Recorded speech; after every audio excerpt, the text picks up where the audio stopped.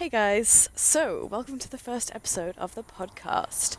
This has been sitting in my camera roll since the end of last year, so I've decided to just hurry up and post it. This episode dives into how do we create a healthier relationship with food, with exercise, with ourselves. I just want to preface that I am not a professional counselor. I am a nutrition student and I'm speaking on behalf of my own experience. So just take what I say with a grain of salt, take what resonates and leave what doesn't. Also, just be warned, there is a jarring audio change when I start talking about some studies. So, yeah, enjoy that.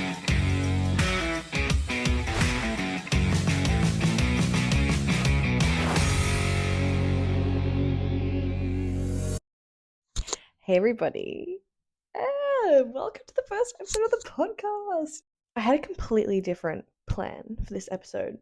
I just had a realization. You can have the most perfect, pristine, clean diet, but if you are like living in fear of food and like constantly stressed out about food and overexercising and trapped in crazy cycles, you're not living a full quality of life.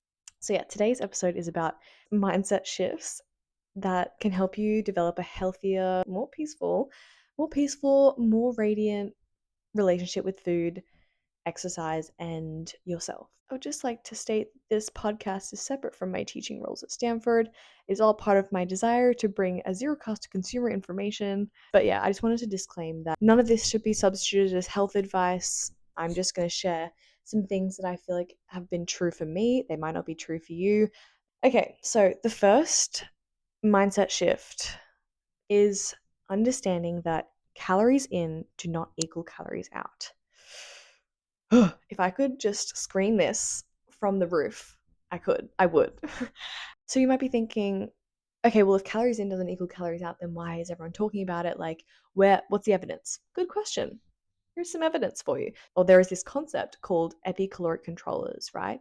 Epi meaning above, and so things that are above caloric control. So there are certain things that actually influence and control how calories are absorbed in our body. And also, just to clarify, I don't track calories. I don't really believe in tracking calories, but I'm just making this the first point to kind of challenge the dominant narrative in diet culture that you need to be counting calories. So there are a few things that influence what calories are doing in your body. The first one is the quality of your food. There was a study published in the Journal of Food and Nutrition Research where they wanted to find out what would happen if they gave people a meal that was the same amount of calories, same amount of protein, carbs, fats, but one was whole foods and one was processed foods.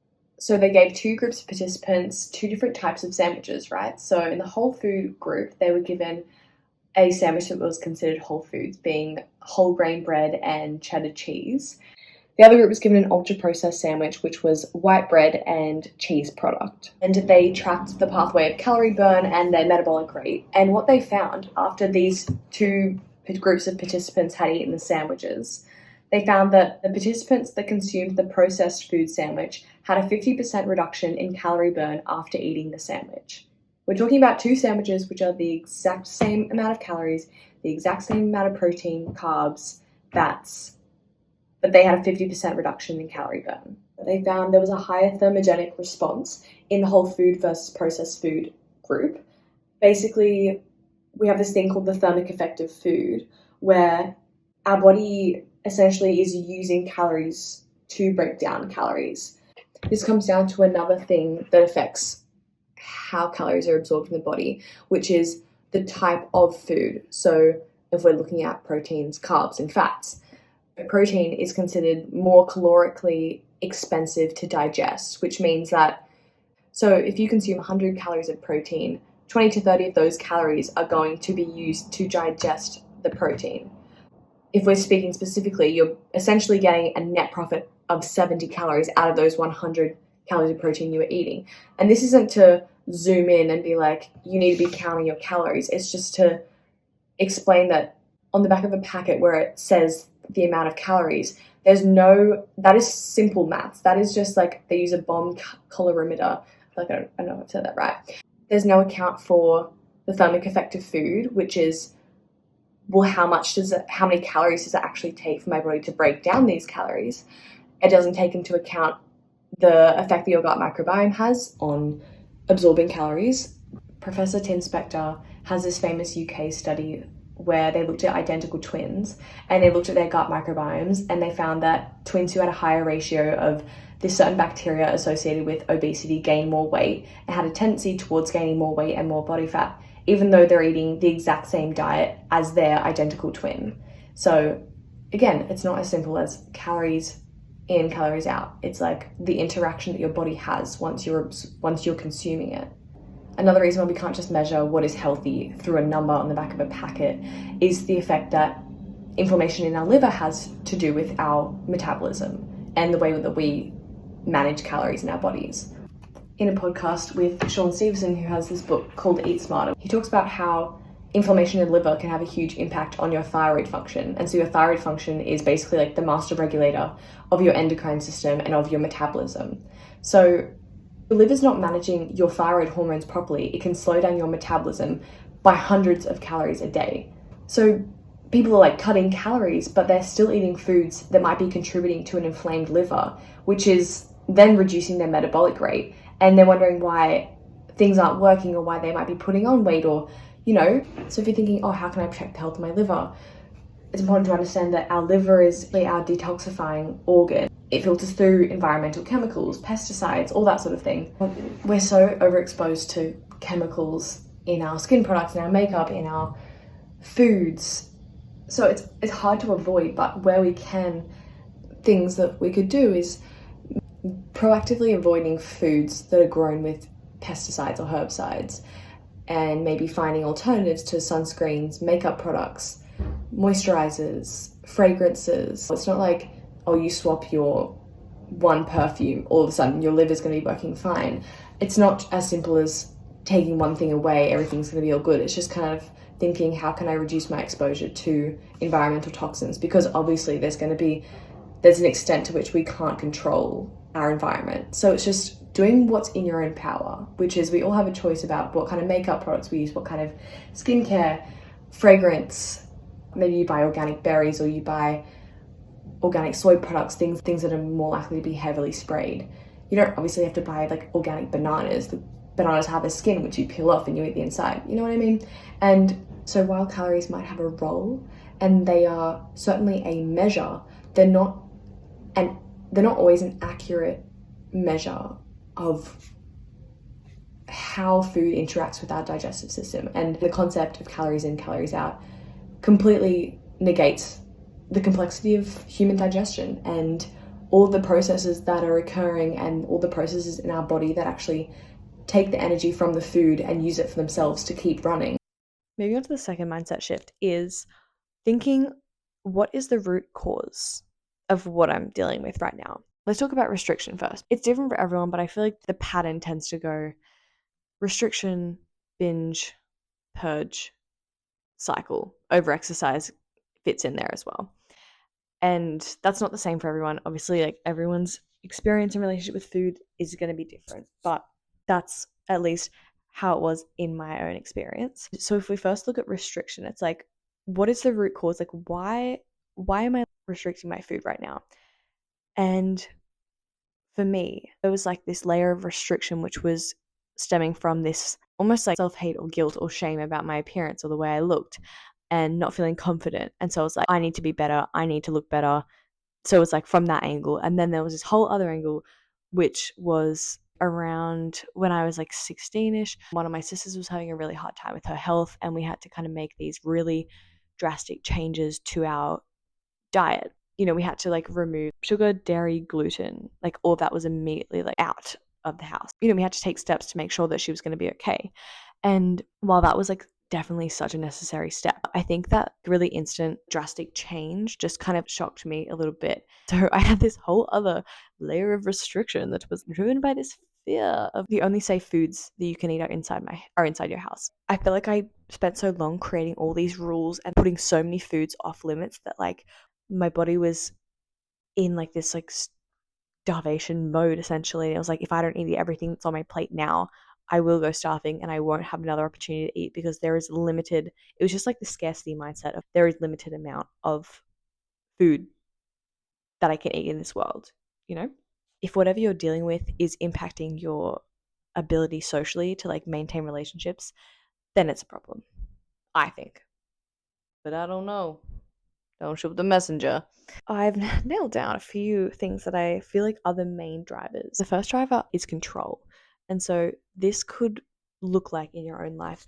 Maybe you've had some sort of experience happen in your family, with a friend, in a relationship, anything. Maybe there was an experience where something was taken away from you, some sort of like emotional connection, maybe some sort of trust, maybe like a feeling of love was like instantly like kind of taken away from you, and you were left just like kind of confused. Instead of dealing with the pain of that experience and like processing it, we internalize it and make it our own fault. We think, oh, maybe if I'm just like thinner, or if I'm prettier, or if I'm better at this sport, or if I can just commit to this routine, or get this like role, or be recognized by the world, then maybe I'll be enough to receive love, or whatever it was that maybe you lost in that experience. So then we're turning to food as such an easy way to numb difficult emotions and to not feel and to just disconnect out of your body, because it's so much harder to sit with what you're feeling. That maybe that could be a route for you to exploring like through journaling or through therapy. And I get that like therapy is not for everyone, and you might not be in a place where you want to get therapy. Like you have to kind of be at a point where you're willing to work on the problem. Yes, we've got control. And then the other one's like disconnection.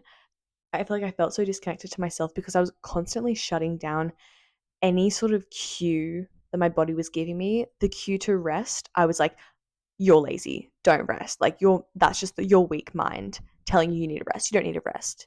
The lazy people rest. Like that was the mentality. It was like David Goggins in a 12-year-old girl. So yeah, shutting down the cue to rest. And then I would like shut down the cue to eat. I was hungry, and like I could wake up hungry, but I'm like, oh, I can't eat till 10, or I can't eat until I've exercised. Like that constant denial of yourself, or like constantly denying your bodily cues, brews such distrust with yourself.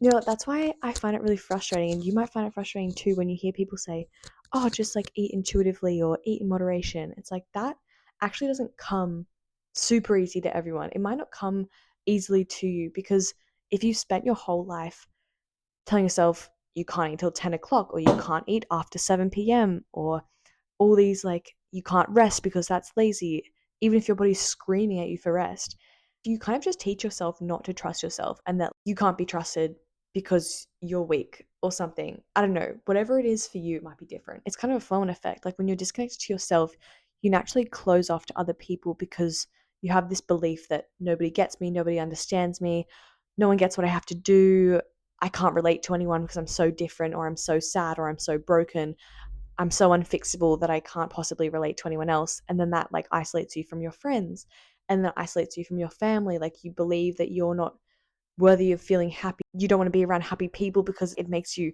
frustrated and jealous, because how are these people so happy and why do I have to be suffering? Yeah. So maybe disconnection is your thing. We've talked about restrictive timing and values around food wastage. So maybe you have a problem with overeating, binge eating, emotional eating.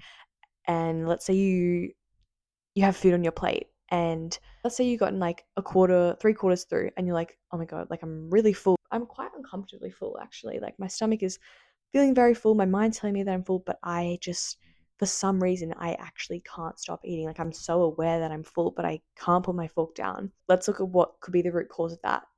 You might have this belief you can't waste the food on your plate, and you're a bad person if you waste food. And so it's like you've tied this into like some sort of morality thing. It's almost like you're like punishing yourself continuing to eat even though you're full. Or if you're eating something that you know doesn't make you feel good, but it's like, can't waste this food, it's like a form of like self-punishment, I feel. Because I saw this quote which was like really helpful, and it was saying, if you're already full and you choose to eat the food, if you choose to eat that excess food, that's going to go to waste anyway, because your body doesn't actually need it. Think, okay, I want to eat the rest of this food because I don't want to waste it, because it's either going to go in the bin.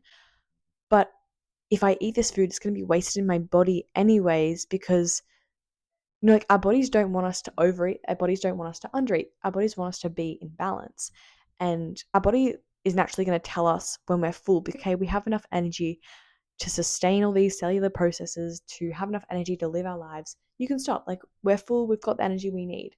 And when you're like overloading it with like all this excess all the time, your body doesn't, it starts to freak out. It's like, oh, what do I do with all this extra stuff? Like, I'm gonna have to now, I have to go and find ways to store it. And it's like, it's actually more work for your body to digest that. And not to say that it's not normal to overeat. Like, sometimes we just eat more than we're full with. But I feel like if you're feeling the guilt and stuff afterwards, that's when it's a problem, in my opinion. Another way that you could apply this, what is the root cause mindset, could be maybe you're extra hungry today. And instead of feeling the guilt and the shame of like, why am I so hungry? Let's just take a breath. Let's think, what are some of the root causes of hunger and of cravings? Let's look at your sleep. Did you get a good night's sleep last night? Because we know that sleep can affect your hunger hormones. So like, you've got like ghrelin, incretin, leptin. I think there's others, but like, those can all be affected by the quality of your sleep. So if you didn't get a good night's sleep, there's a high chance that you're going to be hungrier that day. And so just being able to recognize like, hey, I'm like extra hungry today, but you know what? I didn't have the best sleep. So my hormones are going to be a little bit out of whack. Okay, you've acknowledged that you're extra hungry. You've accepted that maybe your body's just going to be operating a little bit differently today. And then you can like kind of make a plan for the next day so that you can avoid that situation in the future. So like, okay, I'm going to really make sure that I am like prioritizing my sleep, because I find that when I am not sleeping properly, I get so ravenous the next day and I just want to feel balanced and calm. So I'm going to prioritize sleep. So, you know, it's like a really like peaceful, logical solution to that. Just not hating yourself if you're extra hungry, or not hating yourself if you're craving chocolate, or not hating yourself if you can't be satiated after different meals, because like there's always a root cause, and all you have to do is be curious and ask the right questions and look at like all the different factors so that you can make a plan. How can I make sure that like this maybe doesn't happen every day? And maybe into the next mindset is shifting guilt into compassionate curiosity. I think this kind of comes back to the root, what I was talking about before, about like, what is the root cause? Like, let's say you went to bed and you was like, oh, I really want to have this whole exercise plan. Like, I'm going to do this workout. I'm going to go to Pilates. I'm going to go to the gym. I'm going to walk, run, whatever your plan is. And then you wake up the next morning and you feel like you've been hit by a bus. Oh my God, I feel awful. I can't even get out of bed. And not to say you have to be feeling on your deathbed to give yourself permission to rest, but like, we're using that as an example. You start to feel guilty. Well, I can't even do the one thing that I said I was going to do. Like, I'm the worst, whatever. Just thinking, let's just like take a step back and think, why do I feel so exhausted? Why do I feel so unmotivated? And maybe you just need to put in some strategies in place to make sure that you don't feel exhausted, that you're not getting burnt out, and that you feel inspired and motivated. Maybe if the issue is like with motivation and inspiration, maybe you need to have like an accountability buddy, or you need to have a friend that you go to your Pilates class with, or the friend that you go to the gym with. Like, it might like make you feel more inspired to go. Maybe you just need to hype yourself up around the room with some sticky notes. Or maybe it's like laying out your workout exercising clothes right at the foot of your bed, so it's almost easier to put them on than it is to stay in bed, you know? Knowing what phase of your cycle you're in and acknowledging that you're going to feel different at every phase of your cycle. So just having a wider range of activities of exercise to do. I feel like that's actually, maybe that's the best advice, is not just like giving yourself, I can only run, or like I can only go to the gym. Having like a wide range of tools and exercises to pick from. Like, I could do Pilates, I could walk, I could go to yoga, I could go dance, I could go swimming, I could ride a bike, I could skip, I could rock climb.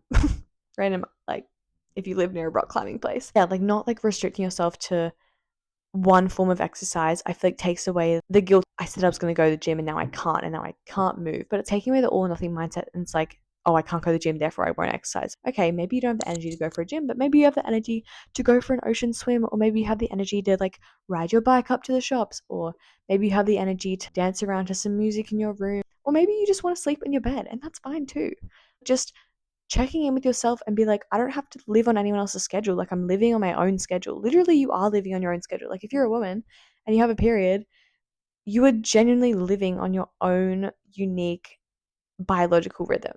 And like, that's so freeing. So no one can tell me how I should be exercising, or what I should be eating, or how I should be eating, or how I should be feeling, because Sorry, I'm taking off my socks. I'm really hot.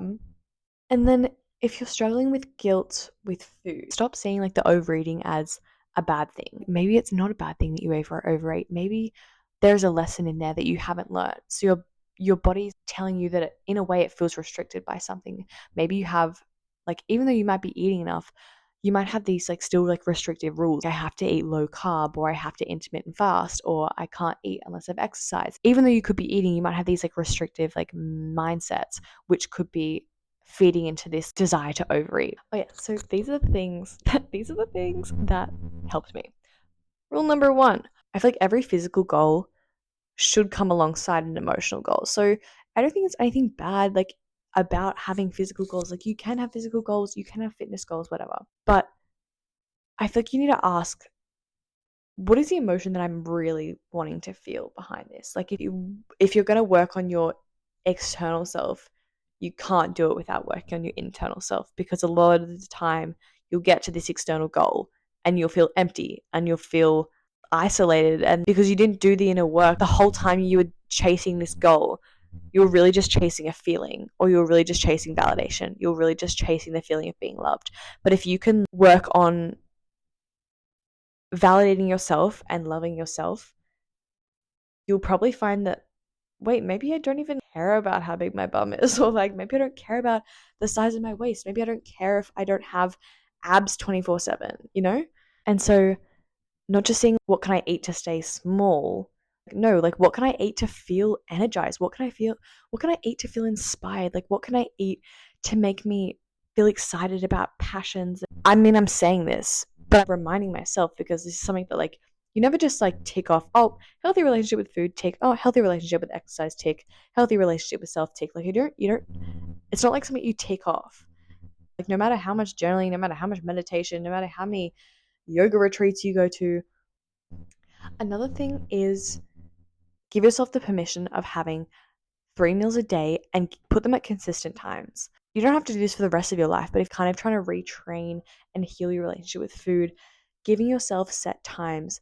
I eat breakfast at this time, I eat lunch at this time, I eat dinner at this time. Eating breakfast nice and early, because you don't need to intermittent fast. Like, as a young active woman, I was trying to intermittent fast and I didn't realize like what impact that was having on my hormones, all this sort of stuff. And Stacey Sims is a really amazing doctor who talks all about female specific nutrition and why fasting is not necessary and not beneficial to young active women. So look into that if you want. But having breakfast early in the morning upon waking, or like maybe like an hour after waking, and then setting lunch at like 12, between the hours of like 12 and 1, like not super strict, but just the point of this is to train your body to trust yourself again. When you're constantly trying to like skip meals, skip breakfast, skip dinner, your body starts to freak out and go into this like survival mode.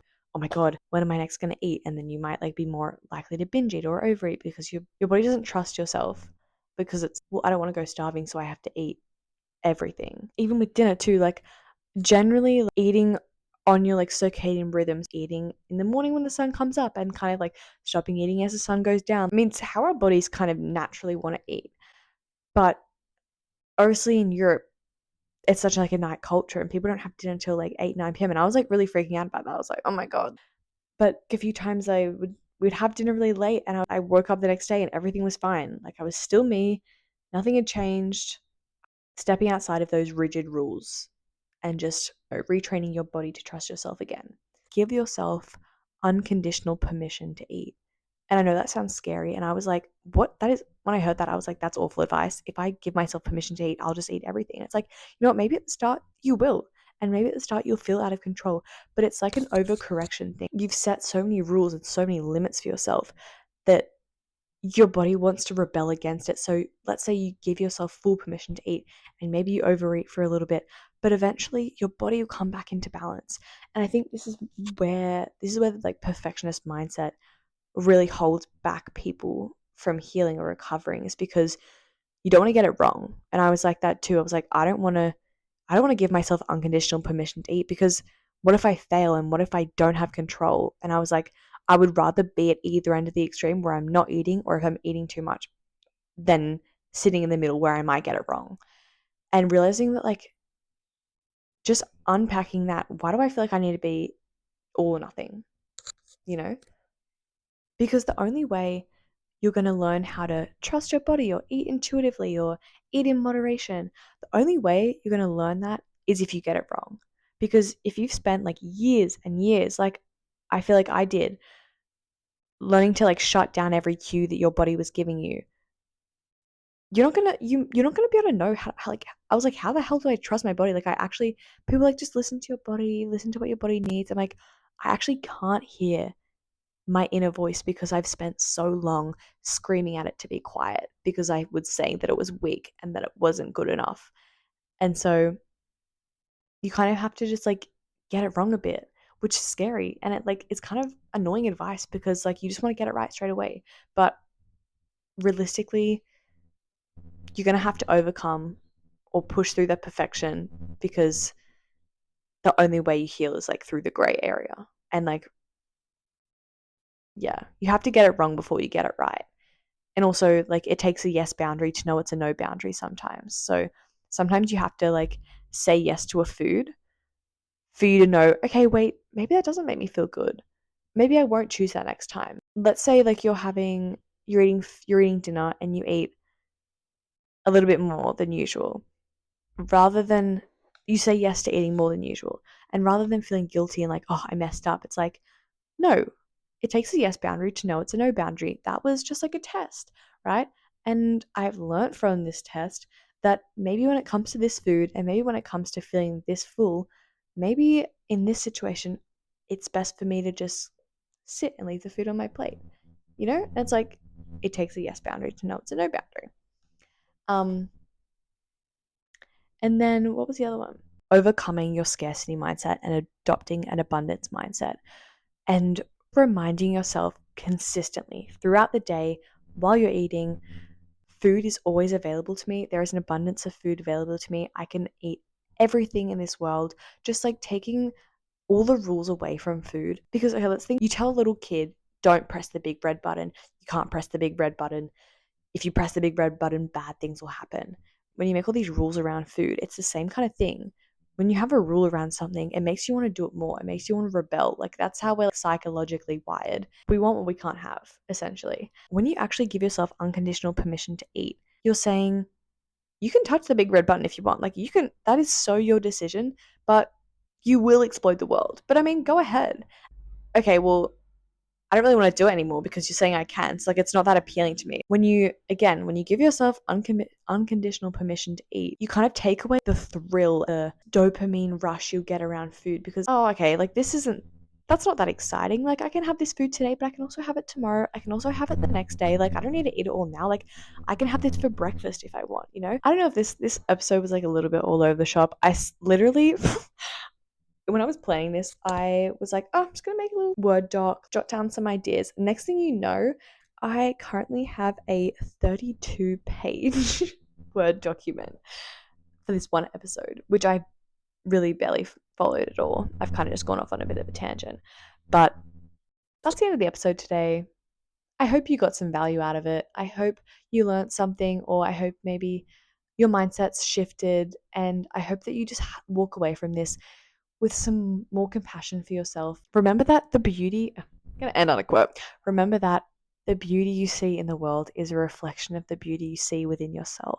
So if you don't feel beautiful within yourself, make an effort to write down or to express all of the beautiful things in the world and literally just watch and see how much more love you feel within yourself. Yeah, that's where I'm going to end. Goodbye.